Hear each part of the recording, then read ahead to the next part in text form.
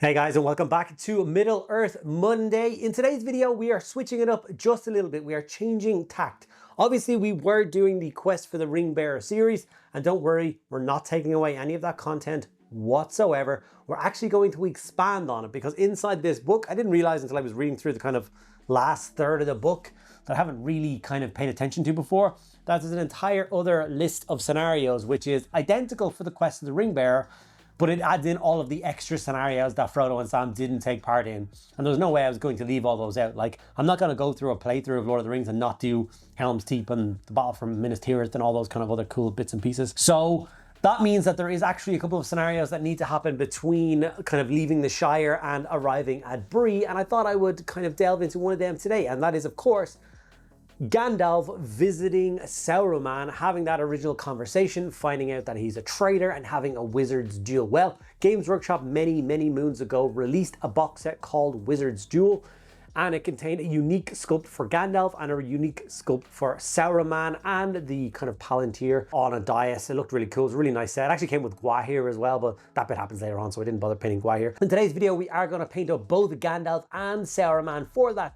kind of scenario, including the Palantir and a little base to display all three of them together forevermore. I'm very excited by this, and hopefully you guys are too. Before I get into it though, just remember, like the video, drop a comment if you have any questions, make sure you're subscribed. They cost you nothing, they make a huge difference. Please do it. And also, if you want to help support the channel even further, there's links to Patreon down below. There's a million reasons to get involved with that. You can check those out by clicking on the link. Okay, without further ado, let's dive in and get some awesome painting done. Okay, so these are the miniatures from the Wizard's Duel set. Like I said, it originally contained obviously Gandalf, Saruman, the Palantir on its pedestal, and the original metal Gwahir miniature. I have the metal Gwahir miniature, obviously, but I'm not going to be building and painting him in this video. It will add too much time onto it. And this video isn't exactly a painting video. I'm not going to be going through in kind of detail every paint I use for every step. Now, the reason for that is I think I've got about 15 Gandalfs and about 6 Sarumans to paint. These aren't, in my opinion, the nicest sculpts I can do for those miniatures. And I will be doing future videos on both of those characters and showing you how to paint them, and I'll do all the details. Because I'm doing both of them in the same video, to basically finish off this vignette, I'm going to kind of blast through the color, so please don't hate me for that. Just enjoy the video for what it is. Obviously, it's a kind of an interesting part of the movie. It is when we find out that Saruman has turned traitor, has joined forces with Saruman in the joining of the two great towers. And other than that, it doesn't really do anything game-wise. I think back in the day, they did create a custom rule set where you could fight out this duel. If I can find it online, dig through it, I will maybe record a little battle report of the Wizards dueling. That would be kind of funky and cool. But there's also just painting for the sake of painting. As I'm going through this process and getting these kind of models painted up, like I've been wanting to get all these models painted up for literally 20 years now, more. And obviously some of them won't take part in games, and some of them you won't see me using them in battle reports or anything like that. It's just for the sake of painting these awesome sets. When I get to the end of Helm's Deep, I will be painting up Gimli sitting on a dead Uruk-hai, and it's a beautiful vignette, and there's no way I will, pass it by. Which means there is going to be a whole lot of times when these kind of odd little trinket miniatures do come out of the woodwork, and I spend some time building and painting them. And I'm actually genuinely very excited to do that and get them done. I could have breezed by this set and you would have never seen it, and I'm sure 99% of people out there never even knew that this set existed. There's been many individual Gandalfs and many individual Sarumans done, but did you know there was a set where they're literally dueling against each other? Well, now you do. As you can see, I'm throwing on some very basic contrast base coats. Same thing I'm going with for the Palantir. And obviously I showed you at the start the nice little MDF base that I created. So I actually designed and laser cut that out myself. And the idea is that I want to try and keep all of these sets that I do together. So when I do like the Defenders of Rohan set, for instance, I will have one of those trays which has 6 or 7 slots for those characters. When I get to Amon Hen, and the Fellowship is fighting the Uruk-hai, I will do a plaque for the Fellowship there. When it gets to the breaking of the Fellowship, I'll have another one of those kind of bases. and you'll have like downed Boromir with all the arrows in them. You'll have the 2 Uruk-hai scouts carrying away the hobbits. I just want to keep all of those sets together, so you know, when someone comes in and sees them in my cabinets, it makes sense as to what they are and why they exist. I could easily just have, you know, a plain shelf and just have all the Fellowship models all piled on, and they'd all be kind of stuck to, like, here, there's 15 Aragons in the corner there. And I think that's a little bit boring. I don't think it's true to like the theme and the feel of what the Lord of the Rings miniature game is to me.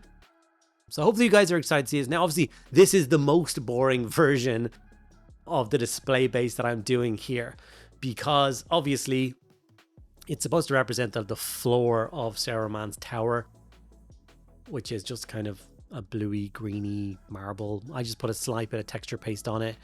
I used a black texture paste. I threw a blue shade over the top of it, and then I dry brushed it up with bluey gray, and then kind of a tone up from that to give a nice little result, which I think the models suit standing on. And that's another thing which is kind of like interesting, like the first Fellowship box set, metal Fellowship box set that came out is a beautiful set. I painted my one for when they're going through the Mines of Moria, which means they're on grey bases for matching in with Balin's tomb. So that means they don't really match anything else. And that's kind of, should I paint up 2 sets depending on where they're fighting? It's kind of an odd one, but I will figure it all out and I will get it all done. So that does mean that when I move forward and I do the Amon Hen one, for instance, I'm going to make the whole base look very, very nice. There's going to be multiple levels. There's going to be lots of fallen foliage. It's got that like autumn leaves, all the leaves that they fought around with Amon Hen, and it's going to look incredible. And I'm genuinely really looking forward to doing each set properly and having their own base and having them. I was tempted to have name placards on the back of them. I'm not sure whether I should do that or not. Obviously, if one's in front of the other in a cabinet, then it'll be harder to see them. So I was thinking maybe not doing that. But yeah. I was nervous about painting Saruman. Genuinely, I've never painted like the cream robes before, but I did figure out a triad of colors from Games Workshop that seemed to work a treat and gave me the desired effect for Saruman's robes. I really like how it turned out and what it looks like. And this is actually, I've painted many Gandalfs already. This is the first Saruman that I've ever painted. So that was a fun experience. And I feel like I think I did a good job. I think he turned out looking really nice. I think the tone of the robe really worked. There was a horrible moment where I was kind of starting the process of painting up his face, and then I realized that there was a mold slip running the whole way down his face and over an eye. I originally thought it was like a strand of hair that had gone down over his face. It wasn't. So then I had to go in after the model was like 60% painted with a sharp scalpel and scrape away that mold line. It was so painful to do, and then go back in and relayer it in shade and try and blend that face in with the rest of the model. It was a very painful experience, but it's a lesson learned to make sure that when you're kind of moving forward and getting these models done, but before you spray them, you make sure all those mold lines are killed, the flash is removed, and they're all properly ready to be painted. The really dark floor I gave this guy, I think, really helps to set off that cream look as well. It really works for him, and yeah, it's a lot of fun. He's in a really interesting pose, obviously casting a spell. He's the only Saruman model actually casting a spell, and it's kind of the same for Gandalf. Gandalf doesn't tend to be swinging his staff around. Maybe the one for fighting the Balrog with his obviously staff in the air is a little bit more kind of combat-y and casting a spell, but the rest of him is just kind of holding it casually by his side. In this one, he is in full Shazam mode with that staff outstretched, casting crazy spells, and it's just kind of awesome looking. It's also another kind of odd Gandalf to paint, because I think genuinely the costume designers of the original movie gave him his big blue hat, so he has a point of interest when it comes to color. With this model, he's already lost his hat, or he obviously took his hat off when he came into Saruman's tower. So no big floppy blue hat, which means it's all just like kind of old man skin, grey hair, grey robes, brown stick. There's not a lot of life to this particular Gandalf, so I did spend an extra little time, added some nice warm shade into his skin, and I made sure to highlight his face really, really nicely, because that will be the kind of focal point of this particular guy, and have him looking really nice. When I was doing the ground texture, when I was dry brushing that up, I actually dry brushed up the Palantir pedestal the same color, because I'd imagine it's cut from the same stone as the flagstones.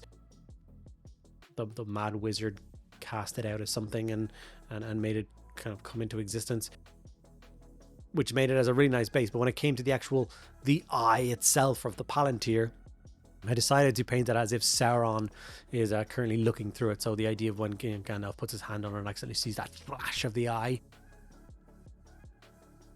And obviously, once again, that seems to be a slightly trickier thing to do. I did take my time. I did a little bit of blending, but it started with doing like 2 or 3, maybe 3 or 4 thin coats of a bright orange to give me the desired effect over black that I needed to make that Palantir pop.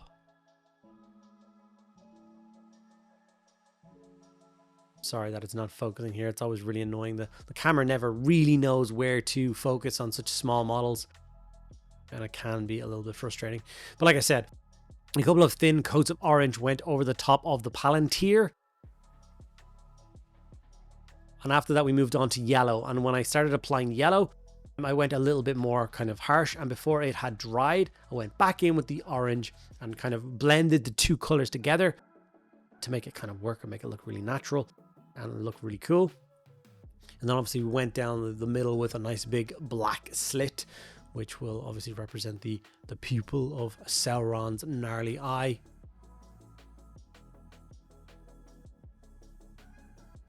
And then a simple solid coat of ard coat, so gloss varnish over the top of that, meant that it gave that kind of shiny effect. I think 2 other models of Saruman, if not 3 other models from Saruman maybe, are carrying the Palantir. So I will have to paint this up a couple more times. So maybe they all won't have Sauron's eye in it. They'll all maybe the black with the swirls for a couple of them. We shall see. But here are the finished models ready to be put into the base. We have our Saruman looking sweet. We of course have our glorious Gandalf casting his spell and showing defiance to a much more powerful wizard and trying to kind of defend the good. And then here they are on their awesome little base. And as you can see, when I put it into a cabinet, if someone looks into a cabinet, they'll know exactly what it is, what the scene is, and that those miniatures all belong together from the same set. And that just makes me really happy. Hopefully you guys enjoyed this little video. You enjoyed the kind of the context, and I hope looking forward to more videos like this with more of the vignette and kind of linked sets. Thank you guys so much for sticking around at the end. Hope you enjoyed it. I'll see you in the next one.